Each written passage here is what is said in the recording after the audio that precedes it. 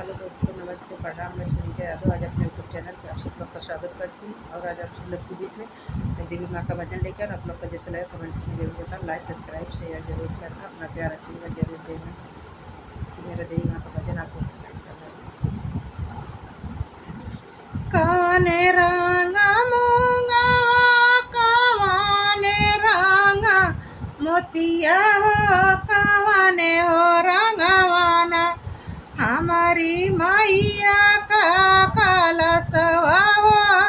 कावाने रंगवाना हमारी मैया का कलशवा हो कावाने रंगवाना लाल रंग मूंगा सफेद रंग मोतिया पियर हो रंगवाना हमारी मैया कई कलशवा हो पियर हो रंगवाना हमारी मैया कई कलशवा हो पियर हो रंगवाना छीटी जाई है मूंगवा छिटाई जाई है मोतिया हो किरूसी जाई है ना हमारी मैया कई कलशवा हो किरूसी जाई है ना हमारी मैया कई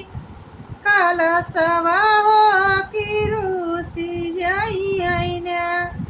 बीनी ले भाई मूंगवा बटोरी ले भाई मोतिया हो मानाई हो ले भाई ने अपने मैया कई कलशवा हो मानाई हो ले भाई ने अपने मैया कई कलशवा हो मानाई हो ले भाई ने।